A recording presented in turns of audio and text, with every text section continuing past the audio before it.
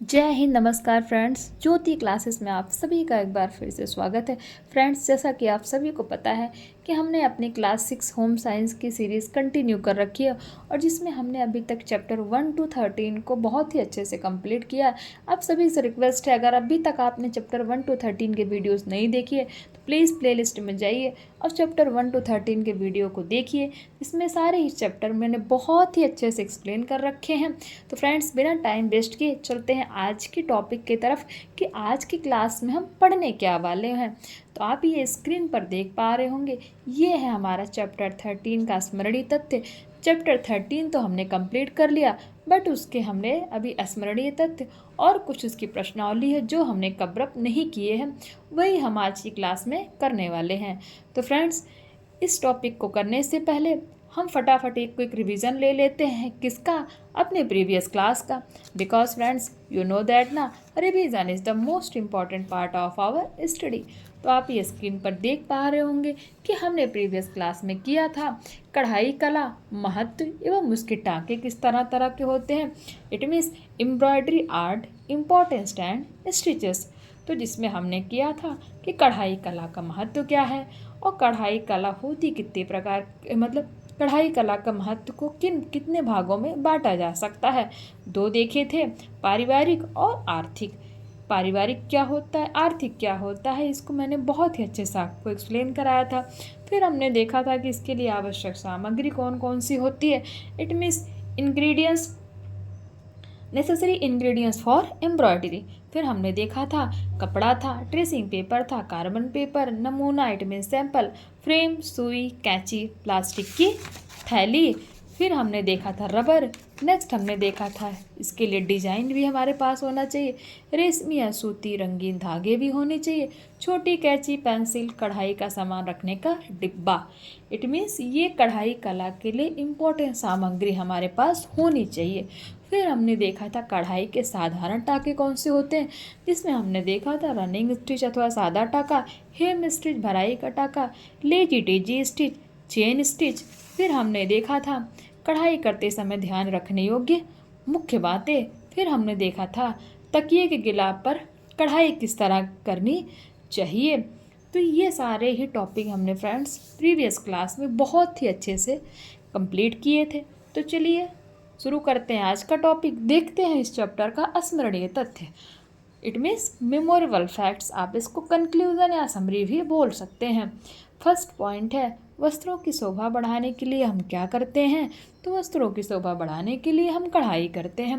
Next point है विभिन्न प्रकार से सुंदर टाकों का प्रयोग करते हुए कपड़ों को सुंदरता प्रदान करने की इस कला को कढ़ाई कला कहा जाता है। नेक्स्ट है इससे गृहिणी की सुरुचि, कला प्रियता और कार्यकुशलता भी ज्ञात होती है कि गृहिणी को इसमें कितनी रुचि है, उसको कला के लेकर कितना उसको प्रिय है कला, और उसकी कार्यकुशलता भी कितनी अच्छी है, ये भी ज्ञात होता है। नेक्स्ट था कढ़ाई के विभिन्न टाकों में निपुणता प्राप्त करके गृहिणी कढ़ाई कला को एक व्यवसाय यानी कि बिजनेस का रूप दे सकती है। नेक्स्ट था कढ़ाई सभी प्रकार के कपड़ों पर की जाती है। कढ़ाई करते समय कपड़ों को किसी थैली में रखना चाहिए। फिर था कैंची छोटी और बड़ी दो प्रकार की होती है। कैंची कितने प्रकार की होती है? तो कैंची दो प्रकार की होती है, छोटी और बड़ी। कढ़ाई करने के लिए डिजाइन का होना आवश्यक है। फिर था पेंसिल की सहायता से कपड़े पर नमूना डिजाइन छापा जाता है। यानी कि पेंसिल की ज़रूरत क्यों पड़ती है? तो वो नमूना बनाने के लिए पेंसिल की ज़रूरत पड़ती है। कढ़ाई करने के लिए विभिन्न प्रकार के टाँके होते हैं, जिसमें हमने कई प्रकार के टाँके देखे थे। अब हम आ जाते हैं इसकी प्रश्नावली। देखते हैं सुंदर टाँकों का प्रयोग करके कपड़ों को प्रदान की जाती है। क्या प्रदान की जाती है? तो सुंदरता, रंगाई, उपयुक्त दोनों, या इनमें से? तो इसमें से हो जाएगा फ्रेंड्स सुंदरता, यानी कि सुंदर टाकों का प्रयोग करके कपड़ों को क्या प्रदान की जाती है? सुंदरता प्रदान की जाती है। नेक्स्ट है कढ़ाई कला के महत्व को भागों में विभाजित किया जाता है। तो कितने भागों में विभाजित किया जाता है? तो कढ़ाई कला के महत्व को दो भागों में विभाजित किया जाता है। कढ़ाई करके गृहिणी समय का क्या कर सकती है? दुरुपयोग कर सकती है, सदुपयोग कर सकती है, उपर्युक्त दोनों कर सकती है, या फिर इनमें से कोई नहीं। तो फ्रेंड्स, कढ़ाई करके गृहिणी समय का क्या कर सकती है? कढ़ाई करके गृहिणी समय का सदुपयोग कर सकती है। क्या कर सकती है? सदुपयोग कर सकती है। नेक्स्ट है हमारा रिक्त स्थानों की पूर्ति कीजिए। डैश की कला प्रत्येक बालिका को जानना चाहिए। तो फ्रेंड्स, किसकी कला जानना चाहिए? कढ़ाई की कला। आप उसको हिंदी में कह सकते हैं कसीदे की कला। किसकी कला? कसीदे की कला। किसकी कला? कसीदे की कला प्रत्येक बालिका को जानना चाहिए। नेक्स्ट है फ्रेंड्स, कढ़ाई द्वारा कपड़े को डैश रूप दिया जा सकता है। तो कढ़ाई द्वारा कपड़े को कौन सा रूप दिया जा सकता है?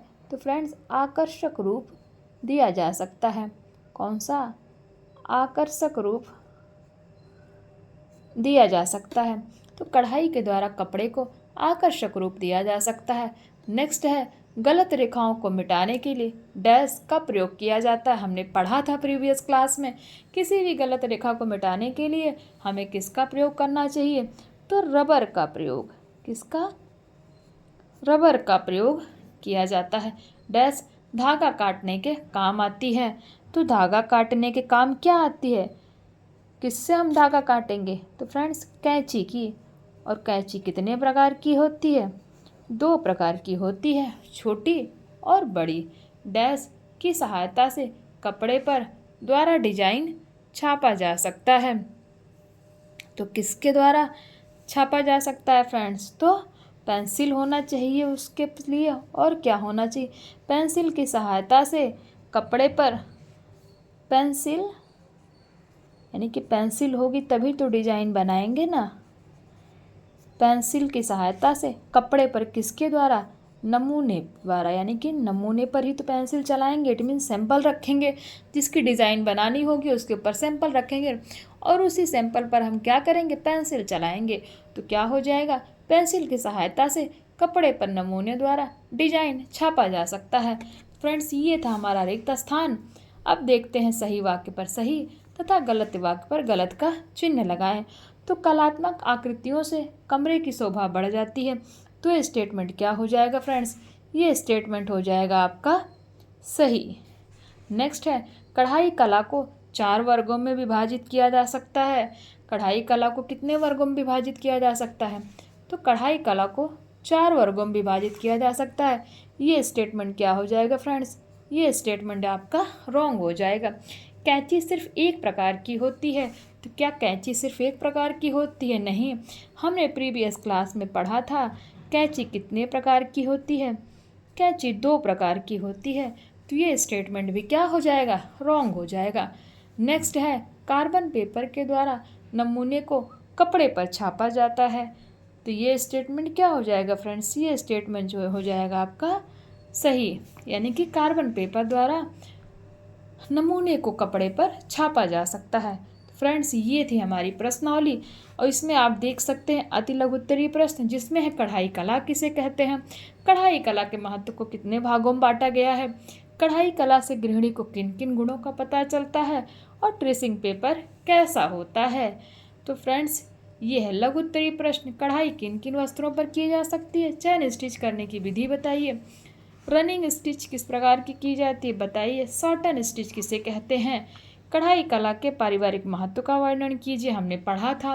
कढ़ाई कला के लिए आवश्यक सामग्री का विस्तृत वर्णन कीजिए, यानी कि कढ़ाई कला करने के लिए हमारे पास कौन कौन सी सामग्री होनी चाहिए, हमने पढ़े थे। कढ़ाई करते समय किन किन बातों का ध्यान रखना चाहिए उसका भी वर्णन कीजिए। हेम स्टिच किस पर की जाती है तथा इनके करने की विधि पर भी प्रकाश डालिए। तो फ्रेंड्स, ये हमारे अति लघु उत्तरीय प्रश्न, लघु उत्तरीय प्रश्न, दीर्घ उत्तरीय प्रश्न। आप एक बार इनका स्क्रीनशॉट अवश्य ले लिया करिए और इनको आप इस वीडियो को देखने के बाद अवश्य सॉल्व करने की कोशिश कीजिए और कमेंट के माध्यम से हमें बताइए कि इसमें से कितने प्रश्न आप सॉल्व कर पा रहे हैं। अगर सॉल्व कर पा रहे हैं तो प्लीज़ बहुत अच्छी बात है, और नहीं कर पा रहे हैं तो प्लीज़ मुझे कमेंट कीजिए, तो मैं आपको इनके क्वेश्चन के आंसर भी आपको प्रोवाइड कराऊंगी। फ्रेंड्स बट कमेंट करिए, क्योंकि आपके कमेंट मेरे लिए बहुत ही मायने रखते हैं। तो फ्रेंड्स ये मेरी एक छोटी सी कोशिश है कि आप इस सीरीज के माध्यम से बहुत ही अच्छे से पढ़ाई कर लें, जिससे कि आपको इंटरेस्टिंग भी लगे और आप बोर भी ना हो। आपने सुना होगा कि किसी भी तैयारी के लिए क्या ज़रूरी होता है, अपना सिलेबस कंप्लीट कर लो, समझ लो आपकी 90% तक पढ़ाई तैयारी अपने आप ही हो गई। तो फ्रेंड्स हम यही गलती करते हैं कि हम बुक नहीं पढ़ना चाहते। मैं अगर चाहूँ तो आपको और भी अच्छे तरीके से पढ़ा सकती हूँ। सपोज़ पीपीटी बना करके, क्वेश्चन आंसर्स प्रोवाइड करा करके, तो बहुत ही तरीके हैं फ्रेंड्स।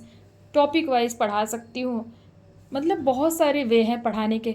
बट आप एक बार सोचिए कि मैं बुक ही क्यों पढ़ा रही हूँ, क्योंकि फ्रेंड्स सब कुछ बुक में ही है और इससे और ज़्यादा ऑथेंटिक सोर्स हमारे पास कुछ भी नहीं होता है।